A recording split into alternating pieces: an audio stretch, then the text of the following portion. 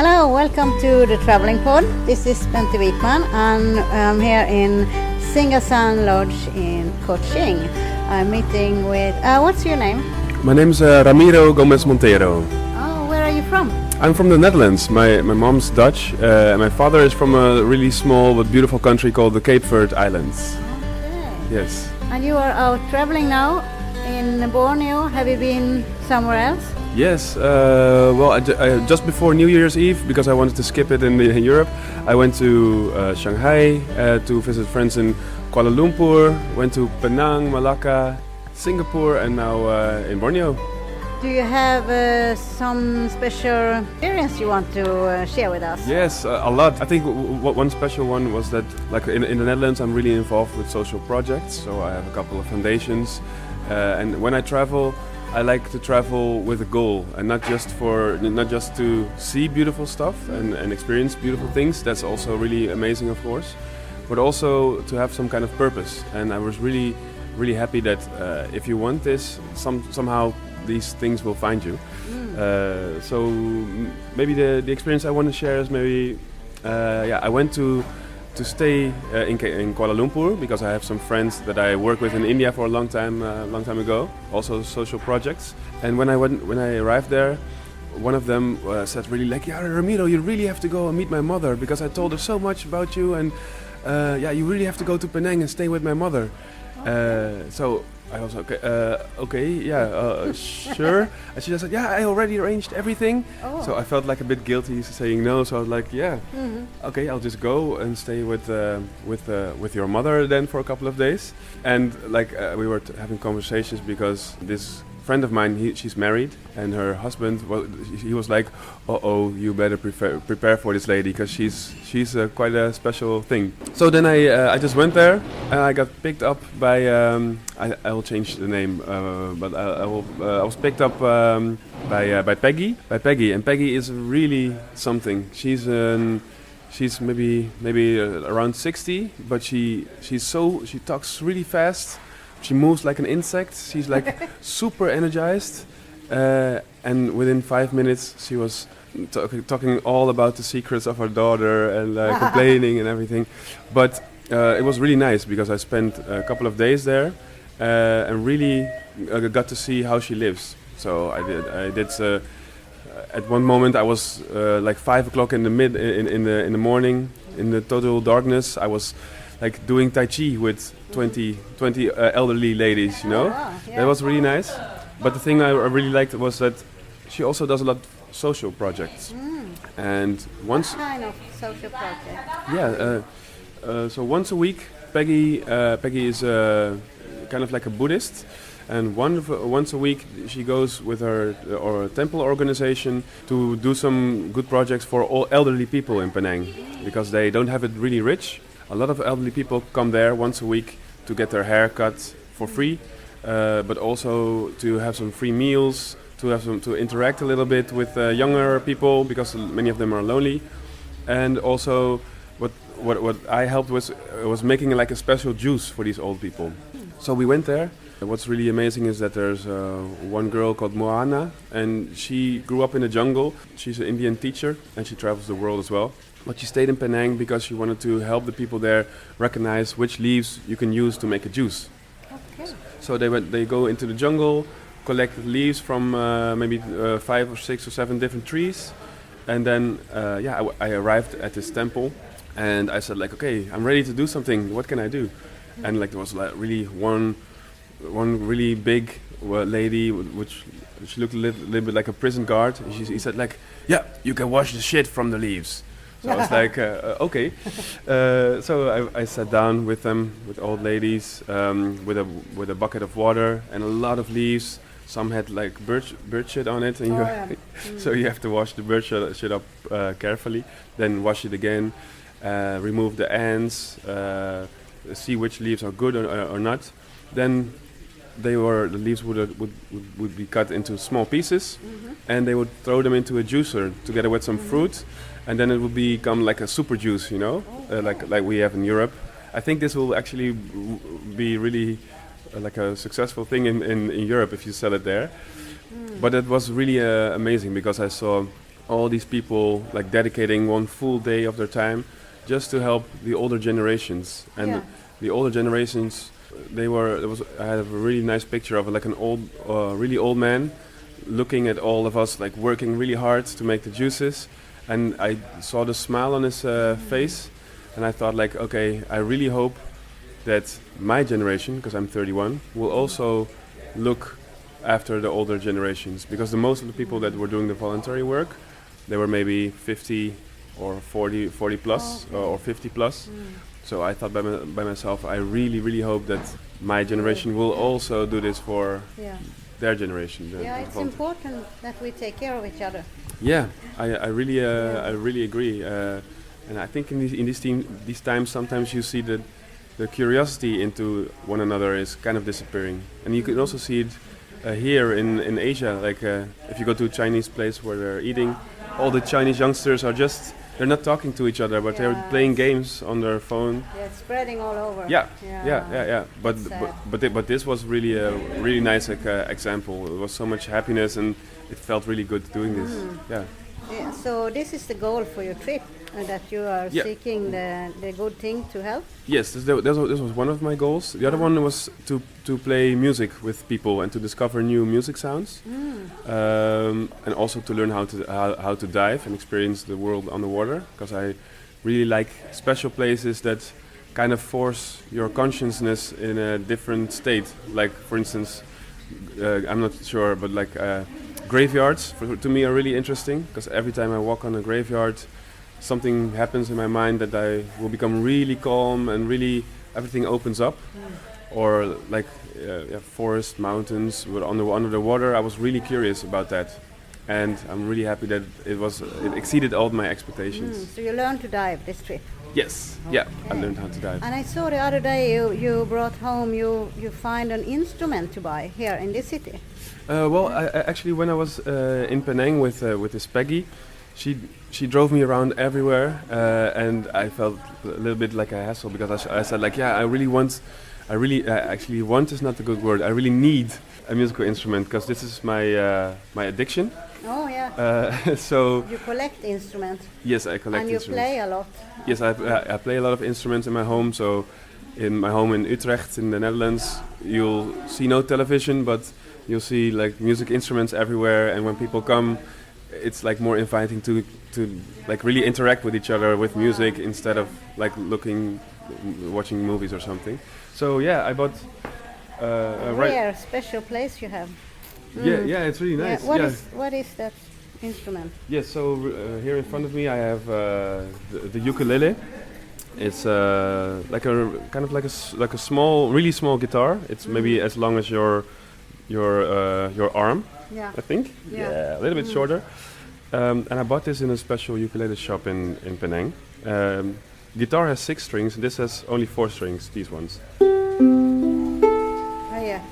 These 4. Can you play something? Yes, of course. Yeah. I can. My singing is terrible, and I want to maybe share a song that I'm writing, but they're all not finished yet, so I still have to practice a little bit.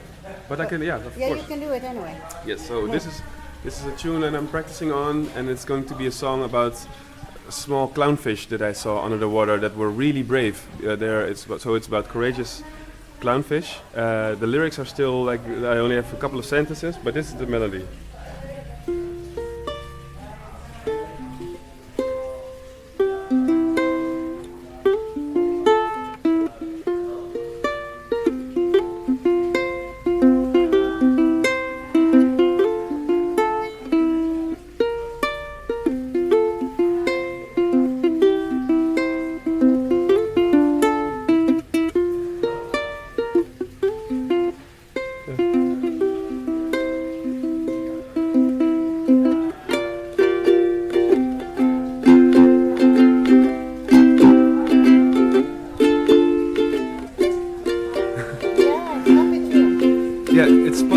Happy. Yeah, and you see the clownfish when you are playing it. Yes, and the thing about this clownfish was that it's gonna be something like about me as a really big alien coming under the water, and like swimming up to this clownfish, and they live in the living houses, you know, because they live in the coral.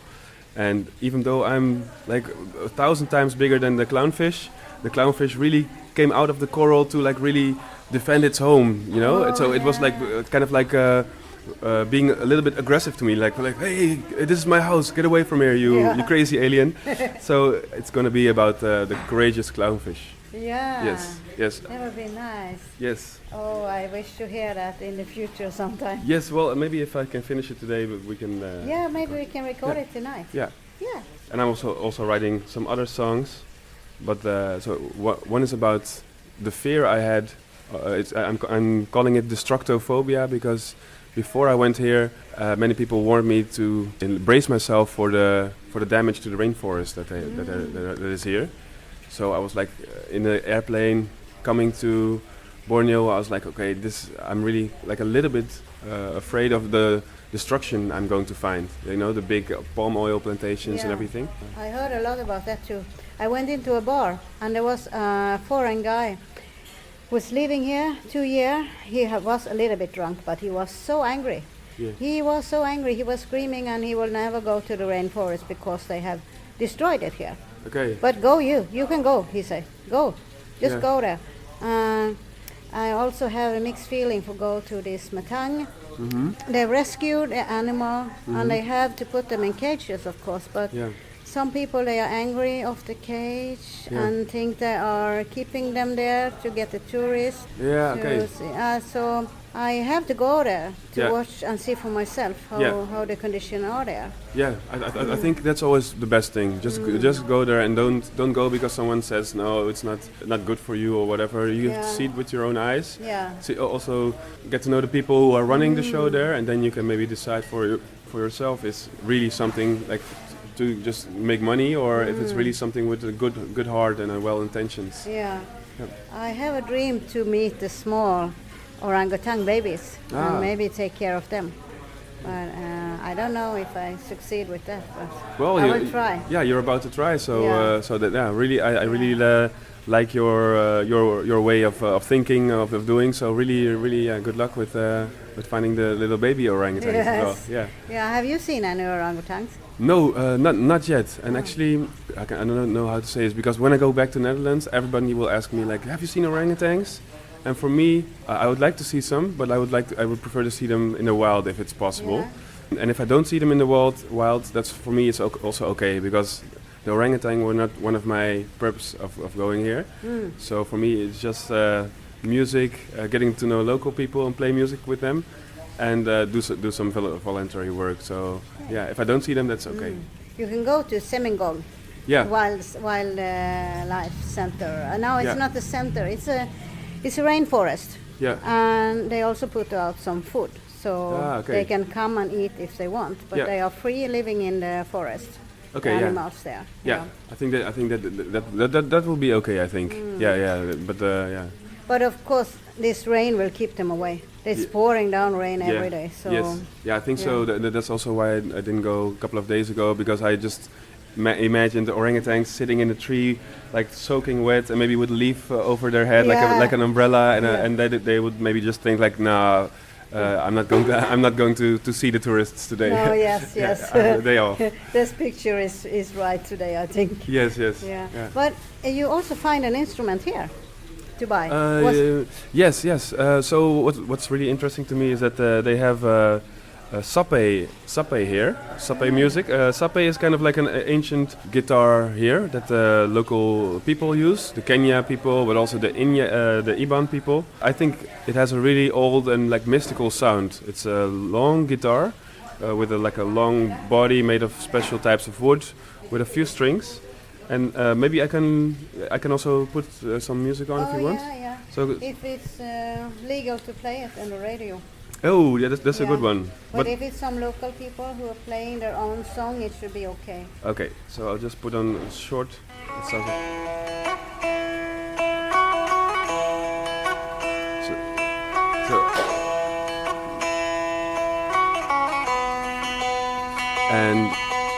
I met this French man. He's making these sape, and he makes them like really customized.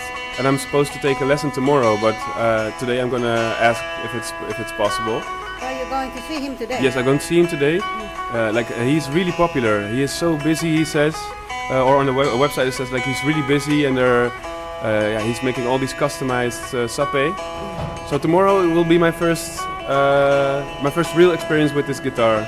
And if I like it, then maybe I'll order one from his name is Julien Cotot, I think. Okay. Yes, yeah, and he's like a really like a virtuoso.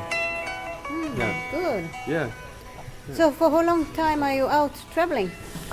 2 months and 1 week. Okay. Yeah, because I was like working too hard with all the social projects. This is my first vacation in 3.5 years. Oh.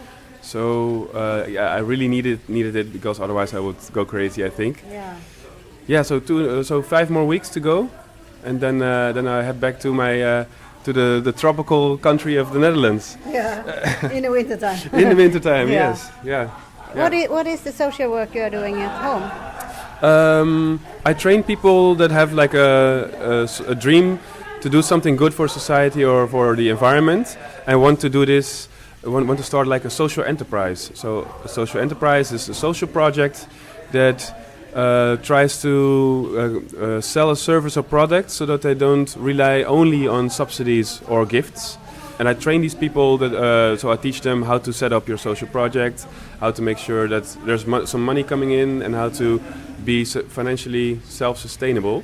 I also have 2 of these projects myself. Well, like one is like a foundation that has a small ecological farm where refugees from Syria or from all over the world can connect with Dutch people, practice their language. Like really young hip people come there to grow their plants, and they can keep all the harvest, and the harvest that is left we sell to restaurants that work with prisoners or with disabled people.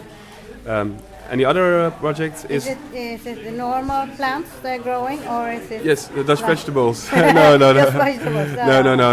No, not the Dutch vegetables. No, that was a joke about weed. No, they're growing all kinds of organic plants, like that work well in our climate. Yeah, so that's really a nice thing. And the other one is the Bucketlist Festival, and that's a festival where you can do things that are on your bucket list. You can it's more about the experiences and less about music and getting drunk. So people can get a real tattoo there, or learn how to dance the haka dance from the Maoris, or walk on fire, or destroy a car, or taste all kinds of crazy food from all over the world. Where is this festival? It's in Utrecht, in the Netherlands. In Netherlands. What time of year? In August. It's yes, and all the profits we make sure that it goes to a nice to like a good foundation or a good cause. Yeah. Maybe we can write it in a description so people can find it. Oh, that's nice. That would be super nice. Yeah, there are some really nice videos where you can see what it's about. So that would be super. Yeah. Nice. Yeah. So the best in this trip would be the music then for you. For me, for sure. I have had some really beautiful nights jamming out on the ocean with the locals, or in Malacca, beautiful city as well. I just spent an hour playing on the street with a band, like singing and beatboxing and playing the guitar and piano. So that was really nice. Yeah, that's it's so nice you can see. I start to smile and to radiate when Me too. I tried out this too in Langkawi. Nice. Yeah, I want to dance, but nobody danced, so I just enjoy the band and scrabble with something and dance. Oh, nice, nice. Yeah, something like this. Yeah. I could sing a little bit with them if it was a song that I can, and it's easy for me. Yeah. Nice. Just go, they say. Yeah, you can stay in the band. Yes. For me, it's impossible to stand still when I hear music. So I think you're the same. Just like there's something in the music I love that also. To dance. Yeah. But I cannot play any instrument. But yes, but this, but like just anything is good. If you can clap or if you can sing or hum, like there are no people that are not musical at all. You know, everybody can clap or just stomp on the ground or use your body as an instrument. Yeah. Yeah, and it's amazing how we can come together, all people, through the music, in the music. Yes, that's what I really like about it, and also Now, one of the other things I do is like the human beatbox. What is that? The human beatbox is I wanted to be a drummer when I was small, but I didn't have the money or the space for a drum kit. So I heard about this old hip hop guy from America, and he could make music with his mouth. Oh. So it's kind of like this, like. Yeah. Woo! Oh yeah. So you just use your mouth to make some Yeah. rhythm, and if you do this, like everywhere in the world, like people will be happy and they will come and they will like join with the guitar or singing, and then you have this universal language already, you know, in music, I think. Yeah, So that's why this is one of my main goals to travel. So now when you come back, you are filled with the new energy and new experience that you can share with all the others. Yes. And also I like to record a lot of sounds. Yeah. So if I'm on the street and I hear a crazy bird, or if I hear like an old woman singing, or if I hear the sounds from the rainforest where I've been, or the instruments, I just record it, and then I bring it at home and I can use it on the computer to make something else with, you know, so and to inspire me for music. Good. You should also have a podcast. Maybe someday, maybe. Yeah. Because I really like what you're doing. You're just like sharing beautiful stories from all over the world. Yeah, just it's to fake it till you make it. Yeah. Do it. Yeah. You have to start somewhere, and you're actually doing it. I think for every Bente there are maybe 1,000 other people that have the same idea, but they will never try it. And you just I want to make a cuss word, but I say you just like say okay, beep it. I'm just gonna do it. Yeah. Yes. Yeah, but it's the right time for everything, and as you say, you will feel it. Yeah. You make your own goal, and when you go for it, then it will come to you. That was very good what you're saying there. Yes. Yeah. I'm not sure how it works, because there are like really popular books about this, like The Secret and other books, but that may be not completely true. But if you have the idea, then somehow, I don't know, it's a magnet for attracting what you want, or maybe you can just open your eyes more towards that goal and something happens, but it's sometimes it's a little bit like magic almost. Sometimes. Yeah, I think we are doing a lot to ourselves. Yeah. The brain. Yeah. Your brain is talking to you all the time. Yeah. And you are the brain. You are computering it to say negative or positive things. Yes, I agree. So yeah. If you say I will go, I will find the instrument, I will learn the song, then you will believe it. Yeah. When you say it many times and you will sing it. Yes. So you will find the right thing. Yes. And for me, I will find this small orangutan baby. Yes, you will find it. Yeah, I'm sure. And if it's not tomorrow or today, then you'll find it later. And that's the only thing I believe in. I studied a lot of religions during my studies in the Netherlands, and I found out the core is always the same. I think the core is maybe what you believe in may come true. So I only believe in the power of the human mind. And as you say, if you program yourself to think positive or to be curious, then your neurons will grow that way, because it's like a muscle that you have to train. And if you don't train your brain or program your brain like this, maybe you will see less of the beautiful things that are happening around you. Yeah, because I sometimes I meet different people, and one is really positive. They said like, "Whoa, this place was amazing," and the other one said like, "No, it was loud and it was raining the whole day." But one person loves the rain, and he could feel the rain on their skin, and they, "Wow, I'm wonderful! I'm in a rainforest, so it's raining, so this is perfect." The other one will say, "Nah, I'm wet, and it's the rain is so loud I can't talk." And there's a really difference, you know. One is enjoying and one is not, but the situation is the same. And there can also be different part in our life what we need. Yes, that's true. For one time it could be it's happy day, or for another time of the year the same. We say it's depressing. Yeah. But it comes from inside of ourselves. A lot of things. Yes, I completely agree. So what happens outside yourself, that's just the world happening, and you can, and then there's a filter, and then there's your mind, and you can change your filter and your mind to let the information come in that you want to come in, you know. I really believe that as well, and I think if you have this, then your travels will always be interesting. So, and now, how long will you stay here in Cochin? I'm not sure yet. I was only planning on staying 3 days, but then I went to find this Julian Cotot, and some man said like, yeah, he's really busy. He's making the sapé the whole time, the traditional guitars, and all of his classes are full. Come back Saturday, and then maybe Sunday there's a space for you to practice just with him and one other student. So now I'm staying until at least Sunday, maybe Monday. I was supposed to check out, I think, a couple of hours ago or now. Oh yeah, same for me. I also stay 3 nights, and then I stay 3 more nights. Okay. And now I cannot book a ticket before I find the animal. Oh, so yeah. I will go there first and see. Yeah. Maybe I can stay there for a while. Yeah. Yeah, and you will go to Papaya, New Guinea. Yes. I've changed my plans so many times because I was supposed to be in Sulawesi now, but I had such a good time learning how to dive and going to Mulu National Park with beautiful rainforests and caving that I said like, no, I'm not gonna stress. I'm not gonna do like 3 days here, 2 days there, 1 day there. So I just stayed longer. But that means Sulawesi is off the plan now. And Kalimantan maybe as well. I think I'll just skip Kalimantan and Sulawesi and go directly to Papua there. What is it in Papua you want to see? For me, one of the other things that is really interesting is like the local people and what they believe in. You know, they have really ancient wisdoms and beautiful mythical stories that I'm really interested in, and also the kind of music and rhythms that they make.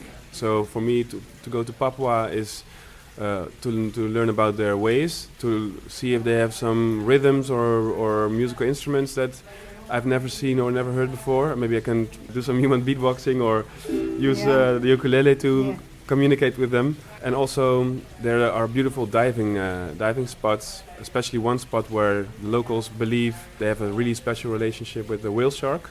So they've been feeding the whale shark for hundreds of years because the whale shark brings them good luck, they believe.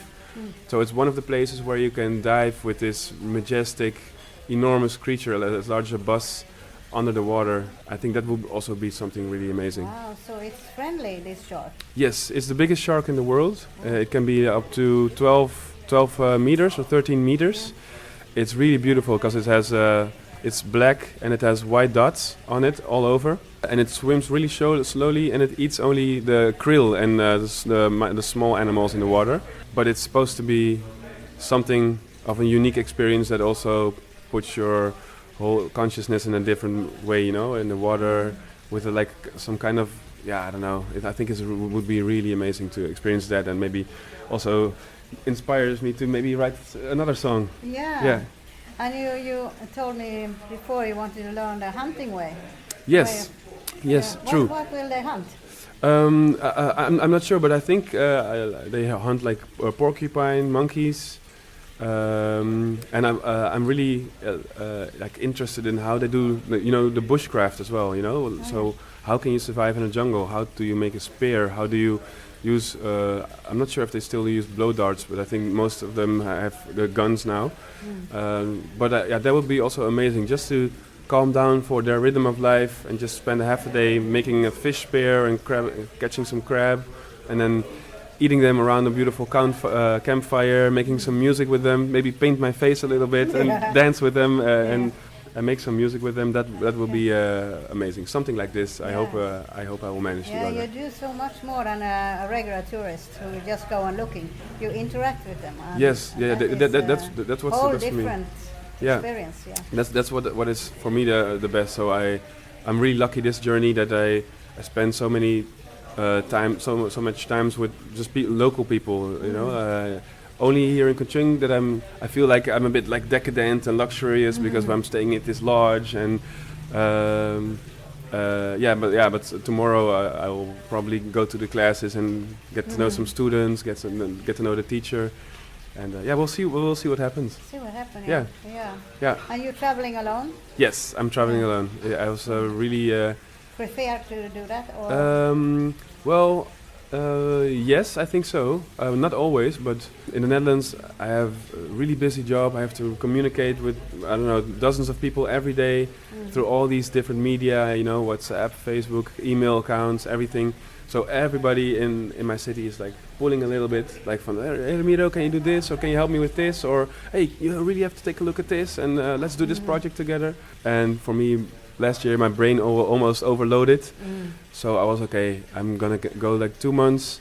I will not look on my email, not look at my phone, only for planning travels. So no WhatsApp, and just be totally by myself. I was like really hungry for solitude, but solitude from all of the things in the Netherlands, and not solitude, of course, with the locals or with people here.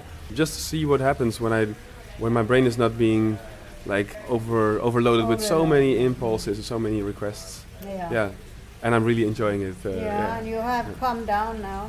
Yes. But now, because the time is running out, I'm already thinking, okay, when I go back, I'm gonna have to. It's like I'm running next to a speeding train, and I have to jump on the speeding train again and get right back into it. So I'm preparing a little bit for that, so I won't be shocked when I go back, because it's like a high performance thing to work like that. Yeah. You have put on your jogging shoes now. Yes. Almost. Have to run in the rain a little bit. Yes. Exactly. Yeah. Exercise a little bit, and then when I get back, I'll jump right in. But it won't be another 3.5 years for my next vacation. That's for sure. Oh, so long time. Yes. To planning the next trip. Well, no. As I said, like I will make sure that it won't. It will not be another 3.5 years. Yeah. So because that's one of the things. So maybe you take a trip later this year already. Oh wow, that will be nice. That's a good goal to have. Yeah, because like every time. What's your favorite country so far? India, for sure. Oh, yeah. India. Where in India? I've worked and lived in the city of Ahmedabad in Gujarat. It's northwest on the coast, near the border with Pakistan. So I lived there with an Indian family and stayed there for 5 or 6 months. Also met people from all over the world that we were at some point living together with. The whole country is amazing. It's the most intense country I've ever been to, the country where I learned the most, the country where, for me, the music and the people were the most interesting. I don't know, this is... I feel like I'm always carrying a really big bag of diamonds and gold in memories and experiences from that country. I came back poor in money-wise, but I came back as a gazillionaire in experience and the things I learned over there. So that's really a beautiful country. Yeah. But you have to be able to program your brain like positively and also to surrender to some circumstances there. If you're, most Western Europeans, I think maybe Norway the same, they are really orderly and strict and structural, and they think, okay, this is my plan, I'm going to really hold on to this. But that will never work in India, Sometimes the bus doesn't show up, or sometimes the people there, they shake their head in a really weird way, and you can ask someone, do you know where this is? And they'll shake their head, and it can mean yes, no, or I don't know, or maybe. Yes. They're too polite to say no, I don't know it. So if you can surrender or let stuff go and just go with the flow, then you will not like the country. Otherwise, it will be maybe the best country that you've ever been to. Yeah, you have to take some time. Yeah. It will take a few weeks to adjust to that country. Yes, for sure. Have you been there already? I've been there with my bicycle. Oh, nice. So where have you been? New Delhi. Nice. And all the way south down to Kanyakumari. Okay. And up to Calcutta. Oh, nice. With a bicycle. Oh, wow. That's really nice. So it was a long trip. Yeah. But then I go over to Thailand and leave my bicycle there. Okay. And come back, and I tried transport, train, bus, taxi. It was much harder. In India? Yeah. It's also really difficult to find out how you have to do that and how it works. Yeah. Yeah, it's crazy just to take a taxi there. Yeah. If it starts raining, the taxi will stop and ask you for more money. Yeah. It's so it is things that you can be confused over in the beginning, but after a while, if you just capitulate Yeah. and go with the flow. Yes. Then it will be a big experience. I really learned this, to surrender there. Also because I was studying Hinduism and Islam literally means surrender, and I was learning about Sufism. So this is a mystical branch of Islam, and there you have to the concept of surrendering is really important. So I was sitting in the back of a jeep with a drunken driver, and the back of the jeep was totally filled with people. Everybody, everywhere. When I looked around, I could smell the sweat of the fear, of the people that were there, because the car was racing down a really slippery jungle trail in Kerala in the jungle. And when I looked up, I saw my Canadian friend with really huge eyes, really like looking at, oh shit, man, I'm gonna die. His body was all tensed up, like really small, and the women next to me were kind of like praying with her eyes closed. And I looked outside of the car, and he was going through the curves, in the road, and one of the tires was already without ground underneath because it was next to a ravine. And he was like really going fast, and then something happened in myself, and it was like, I kind of let go, and instead of like my shoulders being up and tense, I just relaxed, and I got a deep breath, and I surrendered to something, and I was like, yeah, maybe if we die now, that's okay, because I had a beautiful life, and I was just able to let it go and to enjoy the ride more, and to smile and make some jokes about it to calm down the other people. And of course we all lived, because otherwise I wouldn't be sitting here. But since that moment, like everything has become so much easier for me. So that's surrendering is really important when you go there. When you can't do anything about it. Yeah. So what was an example of the time that you surrendered to something? I'm so focused on you now, so I can't think about that. Yeah. But today you will go to the class, to the man who will give you the music class tomorrow. Yes. I will try to find a way to go to this Matang Wildlife Center. Yeah. Yeah. So, and maybe we will meet here in the evening. Yes. And you can sing a song for me. Yeah, for sure. Yeah. Or maybe we go up to the rooftop and have a party tonight. Oh well, maybe. Yeah. We can do our own karaoke, and I'll play a little bit of music. Singing in the rain. Exactly. Yeah. And then we can. Yeah. Maybe if I finish a song, I can play it later. Yeah. I think this place is Hillary's happy when it's filled with people. Me too. Yeah, now we are only like 5% or 10%. Yeah, true.